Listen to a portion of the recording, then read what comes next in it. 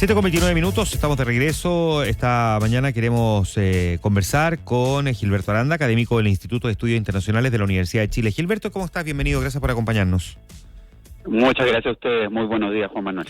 Gilberto, voy a partir preguntándote por el rol que Naciones Unidas ha estado cumpliendo, no voy a decir ayer en su reunión, sino que en términos generales es la crisis que se viene viviendo en Venezuela desde hace mucho tiempo. Hablemos un poquitito de la relevancia que tiene hoy día la Organización de Naciones Unidas en el mundo. Si es posible que me describa en la práctica qué es lo que, digamos, hace Naciones Unidas, porque da la sensación de que ha sido total y absolutamente ausente. Sobre este tema, absolutamente. Y es que en otras crisis precedentes en el siglo XXI había una característica de foro internacional donde probablemente se discutían decisiones que al final igual se tomaban, porque el unilateralismo tampoco es de hoy día, tiene bastante tiempo, pero al menos era un foro internacional donde quedaban claras las posiciones antes de la acción.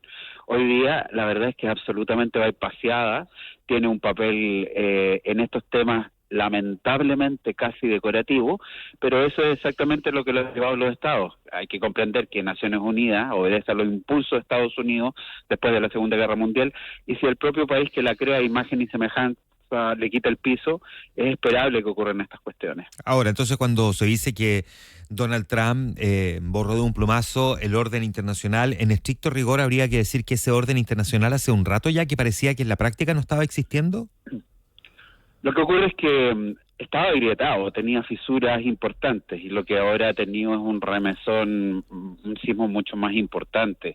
Los anteriores presidentes, si bien actuaban en forma unilateral en algunas ocasiones, Bill Clinton en los Balcanes el 99 con la OTAN, claro. El presidente Bush hijo el 2003 en Irak, si bien finalmente hacían acciones unilaterales, al menos iban e intentaban discutirlo, y en cambio a Naciones Unidas. En cambio ahora, pues el presidente Trump francamente termina de golpear lo que es el sistema liberal o realista liberal que se había creado después de la Segunda Guerra Mundial y que había sido parte importante de la posguerra fría, pues lo termina, podríamos decir, de hacer caer. Quedan apenas algunos espacios y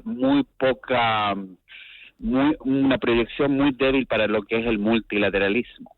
Claro, lo que pasa es que da la sensación de que en la práctica lo que hace Donald Trump es sincerar una realidad. Uno podría haber considerado a Clinton y Bush más bien cínicos, ir al Consejo de Seguridad con la decisión tomada de todas maneras solamente como para informarle y hacer creerle que al Consejo que iban a participar de un debate que en realidad en estricto rigor no importaba mucho. Donald Trump se salta ese trámite y simplemente va y actúa, pero pareciera que en la práctica no hay mucha diferencia entonces entre lo que hicieron los presidentes norteamericanos.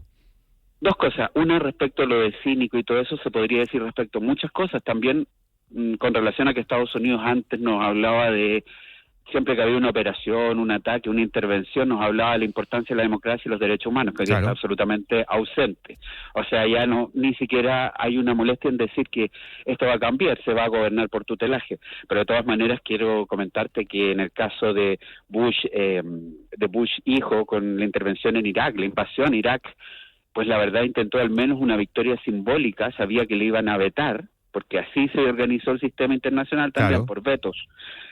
Sabía que lo iban a vetar, pero dijo al menos que era una victoria simbólica con una mayoría, y habló con algunos países, entre otros Chile.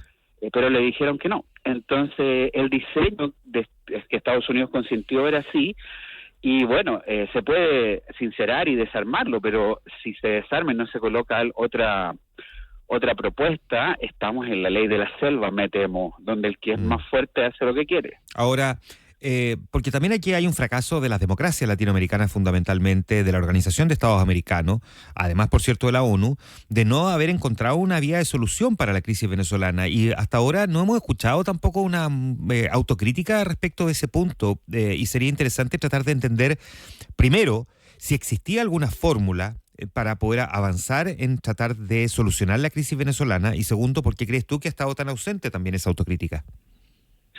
Bueno, lo primero es que efectivamente hubo algunas declaraciones bien estridentes, como la actual administración en Chile, el actual gobierno, que fue muy crítica, mucho más que otro gobierno en su línea política respecto al régimen dictatorial, que Ujú. eso ya es claro hace años, de Maduro. Pero claramente los esfuerzos fueron insuficientes, faltó coordinación, faltó mayor presión, algunos tomaron nota recién después del último fraude, mega fraude del 2024, pero la verdad es que las condiciones dictatoriales estaban desde que comenzamos a hablar, Juan Manuel, por ahí por el 2015, 2016, Así es. ya a esas alturas, cuando se desconoce la Asamblea Nacional, se entra en el camino de una dictadura pura y dura. Entonces, claramente fueron esfuerzos insuficientes y es cierto, tienes razón, voy a concordar contigo, falta autocrítica. No solo, además de decir lo que yo pienso es que lo que hizo Estados Unidos es contrario al derecho internacional, y te vuelvo a decir, me preocupa, porque aun cuando es contra un dictador quedamos en el terreno de la ley de la selva, en la ley del más fuerte, esfera de influencia, a pesar de todo eso, evidentemente todo lo que hizo América Latina, las democracias, fue insuficiente, y también es importante esa autocrítica, que no la veo. Claro, ahora, precisamente por lo mismo, aquí me imagino que debería haber un intento de aprendizaje, a lo menos, para evitar que una situación como esta vuelva a repetirse. Y pareciera que hasta ahora tampoco como que encontramos una, digamos, una definición muy clara de qué es lo que habría que hacer para que una situación como esta se vuelva a generar. Bueno, definitivamente todavía hay mucho camino por recorrer. Si Naciones Unidas está en dificultades, pues ni decirte lo que es la integración o la cooperación latinoamericana. Algunas organizaciones como la OEA están francamente se mueven con mucha dificultad. La declaración fue mucho después de lo que vimos el sábado en la mañana, de su secretario general Albert Brandin, y al mismo tiempo hay otras organizaciones que francamente tienen una vida sin sobresaltos, como una extinción en cámara lenta. En definitiva, es un pésimo momento para lo que es integración y cooperación latinoamericana, y lo que veo hacia el futuro es que básicamente se alinean por afinidades políticas, desaparece esa afinidad política y siguen otros caminos. Debería pensarse en el largo plazo. Así que claramente hay un tema que hay que analizar, pero también quiero decirte que parece que Estados Unidos, independiente de las críticas que he hecho, ha aprendido sí algunas cosas, como lo que pasó en Irak. Aprendió que una cosa es quitar a un dictador y otra cosa es reorganizar un país. Si se destruye la administración Mm. de aquel país y la Fuerza Armada, pues es muy difícil poder controlarlo. Eso es lo que aprendió en Irak, y aquí hay que reconocer que ha sido como bastante pragmático. Va a gobernar por delegación, por tutelaje, pero dejó intacto al régimen, porque hay que decirlo bien claramente, lo que se sacó de Venezuela fue el dictador. El régimen no ha caído, perdura. Claro, allá vamos a hablar de eso en un segundo más, pero mirado así, ¿no? Que Estados Unidos parece haber aprendido la lección, no sé qué tanto, porque además hemos visto lo que ha pasado en Libia, en Siria, digamos, y han tenido, digamos, estados fragmentados o bastante fallidos en la práctica, pero si el presidente Donald Trump dice que él está en control de Venezuela, en estricto rigor, ¿él está en control de Venezuela? Bueno, toda esta situación está en proceso, es una noticia en desarrollo, y por lo tanto, más bien lo que tenemos son las señales, los enunciados que se hacen. Ya ha dicho que hay un grupo encabezado por Marcos Rubio a cargo, dice que está en comunicación permanente con Delcy Rodríguez. Delcy Rodríguez ha girado completamente su discurso y está en otra disposición.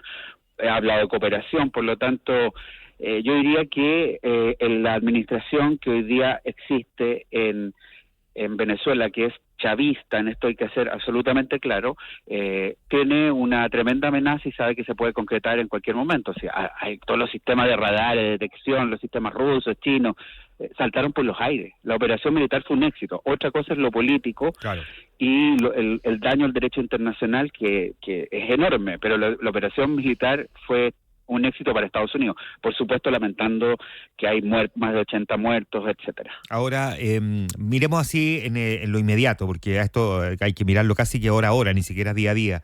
Pero deberíamos considerar que digamos, el gobierno encargado hoy día en manos de Delcy Rodríguez es el que se va a mantener al menos en los siguientes días, o podríamos pensar en una eventual siguiente intervención norteamericana, que al principio parecía como bastante plausible, pero hoy día como que uno empieza a tener ciertas dudas respecto de que eso vaya a ocurrir en el corto plazo, es decir, una segunda Claro, incursión.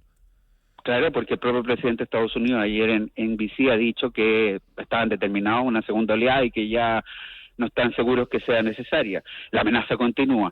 Pero en cualquier caso, depende si Delcy Rodríguez logra convencer a sus partidarios y particularmente a la Fuerza Armada encabezada por Vladimir Padrino López respecto a la necesidad de cooperar. Ayer en algún momento con los tiroteos que hubo en torno al Palacio Miraflores pensamos que podía ser señal de otra cosa, pero por el momento creo que las cosas están en stand-by y vamos a ver cómo se sigue desarrollando, si hay alguna disidencia. Yo creo que la situación todavía no está plenamente consolidada. Gilberto Aranda conversando esta mañana con nosotros. Gilberto, como siempre, un gusto. Es muy probable que vayamos conversando muy seguido en estos siguientes días. Me daría mucho gusto y por supuesto saludo a quienes nos escuchan en Infinita. Que esté muy bien. Muchas gracias, Gilberto. Hasta luego.